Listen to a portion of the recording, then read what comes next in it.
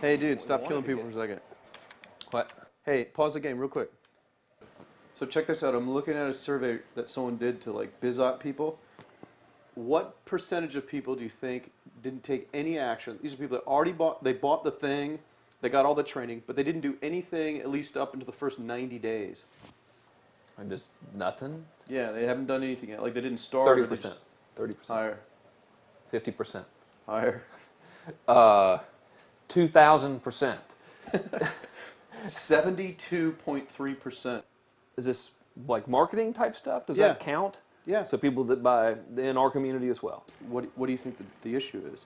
I don't know. Because I think if we can solve that, it would help a lot of people. And it would just, it could, change the rate at which people consume information to learn how to do stuff. When they might actually do stuff. Exactly. The ugly truth, I have no idea why, but I know who will, and he's in town. Who? Tony Robbins. I know him. He's in town. He won't talk to you. He totally will talk to me.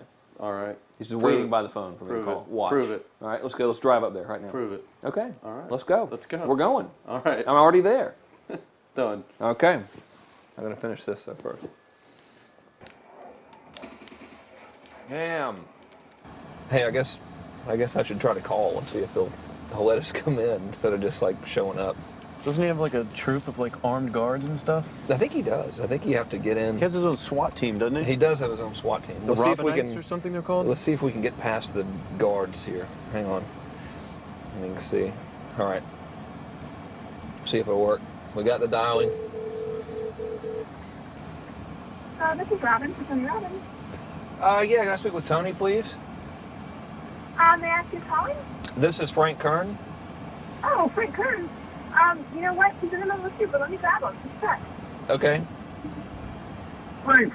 Tony, what's up? Good thing, man. How about you? I'm good. Hey, listen, I have John Reese with me. You're on speaker, so don't say anything negative about him because he's very sensitive.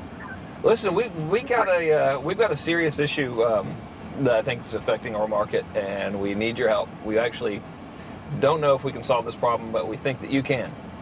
So we want to barge in today. We're kind of riding around anyway. I know you're shooting and stuff, but if you got a couple minutes so we can pop by, that sure would be helpful. Okay, well, I'm honored if you help me. Come on over. I look forward to seeing you. Okay. See you, All man. right, man. Bye. Look forward to seeing you, John. Bye-bye. Yep, that's it. Well, off we go. What do you want to listen to? Gangster rap. Of That's course. what we always listen All to right. when we get fired Let's up listen to gangster about rap. making money and doing some business. This had the hustle. It's the hustle. We're always just knee deep in the hustle.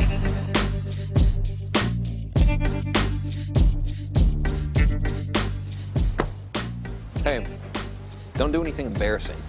I won't. I can't, listen, last time I took you somewhere, it was a fiasco. We're not invited back to Ken McCarthy's house anymore, I'll tell you that right now. So why are we in a hotel anyways? I thought, doesn't he live in the area or something? I can't reveal that type of information, but they use this place a lot to shoot stuff because it's got a really nice background. Oh, so Really it's nice outdoor filming stuff. different guests and interviews Yeah. and TV commercials? No, I don't want any trouble out of you. Don't, Have you been drinking or anything? No? Okay. Hey, man. How's it going? Come on in. All right. Thank you. Hey, Tony. guy. What's up? How you doing, man? What's all this? Doing a little leadership filming now. That's awesome. Good to see you. All right. Thanks for having us, man. How you doing? Well, come on in. I'm curious to what this major problem is that you got to see me right away about. This sounds like a setup to me, man. It's a setup, yeah. I told John it was an intervention about his glue sniffing problem. Well, come over and sit on my lap. Yeah, right? exactly. So we were doing some talking, and the big problem in our industry, we think, is a bit of a mystery. No one has the exact answer. We were actually talking about trying to figure it out, that so many people in our market get these courses that him and I both, for our own respective businesses, spend hours and hours of time recording these building these education products, these training products to show people how to grow a business or build a business. But there's this large segment of our customers in our market that we're in that really don't get results. They don't do anything, or they're just, for whatever reason, it's not for them. It's just, we were just talking about how great it would be if there were just, so many more success stories, right? Like, If everyone who actually bought stuff not necessarily just our stuff, but all of the stuff within our community.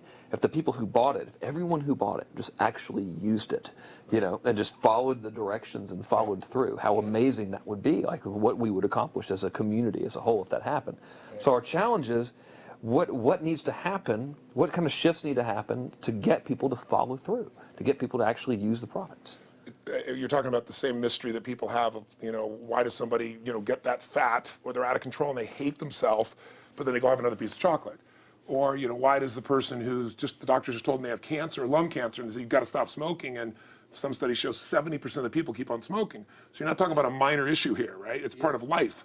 But there is an answer, because there are people that do follow through, and there are people that never did before, and then they've never followed through in their life, and now finally they break through. And that's what I try to focus on, is what those people do. You know, if fat, broke, stupid, sick, and lazy people watch the news, believe that shit, sit around worrying about the recession instead of getting off their ass, getting a job, I'm not going to do that, because that clearly produces result B that I don't want. Right. So I want result A. So I look at people who have produced result A. Yeah. You know, in my case, in the business world, I look at people like you, people like Dan Kennedy. Yeah. What do these guys do? Okay, I'm just going to do that to the best of my ability. And sure, you know, it's like, well, oh no, I can't write copy as well as Dan Kennedy, or I don't have as much energy and drive as Tony Robbins. Well, but you didn't start, so what? You didn't start out as Frank Kern. You didn't start out who you are. You started out trying to make how much? Come on. $300. Yeah. A week. A week. $300 right? a week, yeah. And you failed at that in the beginning, didn't you? I failed pretty miserably, yes. But it was effortless to fail. I mean, it's just like natural, yeah. But truthfully, you went from $300 to, I remember you said your first time you believed, if I remember, was when you made like $2,500 in like 4 or 5 days when I was on vacation. While you're on vacation. That was when the true internet marketing dream was realized, you know, Right. because I sold a downloadable product and I wasn't even there. I didn't have to ship anything. I was like, oh my God, this was so great, you know. $2,500, and to me that was just a gazillion, you know, because my rent I think was like $400 or something. And when you've told me that story before, and you just did it again, and you get you big grin on your face, right. You get more excitement on your face than when you talk about doing 18, than when you talked about doing the 18 million, which I know you're proud as hell of, and you didn't get all the money, but you made 18 million bucks for somebody in 24 hours, right? Yeah. But look at your face. It's like nowhere near as excited as $2,500 in 5 days, baby. Thing, though. I mean, the $2,500 is just as, there's no difference. No, there's even more, because there was a moment when you recognized what was possible, but you didn't recognize it until you actually experienced it, but you only experienced it because you had to. Right. You had to keep going until you found it, just like you did. You had to keep going until you found it. And it's like the validation that the fear doesn't have to matter anymore, that you don't, there is no other, that, you know, not having the plan B and knowing that you're going down the one path towards what you want. Yeah. It's the validation in your brain that, hey, this works. It may not work yet on the level I want it to, but it works. I've just proven it to myself. Right. And for that, I win. It's game over. I've already won. Yeah. Because I've proven it to myself. Right. So it validates everything in my mind that I want to do now, just at a higher level. Right. And doing more of it. That's it. Right. You just now leverage it. You now just stack it. So what do these people need to get started? Why aren't they starting? We all know the answer is fear. But the difference with you guys or me or anybody who's followed through is we're more afraid of what life would be like if we don't follow through than the person who's willing to settle for what they got and kind of hope it'll change and maybe purchase something for the moment and then not follow through on it. It's almost like people, overachievers, have a little more fear. They're a little more afraid of missing out. They're afraid of not being there, or they got a strong enough reason to follow through. So I'd say if you're looking at home, you want to give somebody some value, go, where do I start? I'm sick of this. That's a damn good place. That's probably why they bought the product in the first place, but now they're not. To escape from that for just a minute. What's that? They bought the product to escape from that state. Just for a moment. Yeah. So, because well, guess what? What makes people excited is progress. You don't have to be at the goal yet to feel alive again. You have to make progress. And the first step to progress is making a decision and buying the product. But then they don't do the second step, which is open the damn thing up. I think another powerful distinction that you're hitting on here is the fact that a lot of people that have breakthroughs in their lives, like including Frank and I both in different, you know, success stories, situations, whatever you want to call them, is that, you know, people typically hit rock bottom before that must is a reality. You're right. So in thinking of that, you know, because a lot of things as well, like we hear in marketing, you know, like if you had a gun to your head right now and you had to make money in the next, you know, 48 hours, what would you do?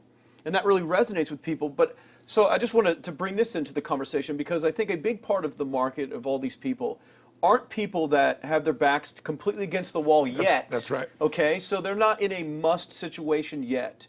They're in a desire situation where they're okay in their lives. They do have big dreams and ambitions. They do want greater things, but it's not pushing them yet to the point where they will do what it takes to master have the something. must. So what do you think? How How do people go from not having their backs against the wall when they have no choice to say, I'm totally sick of this, Right. to conditioning their minds to go from their situation where they are, which may be okay, Yeah. to getting something greater? Well, think about this.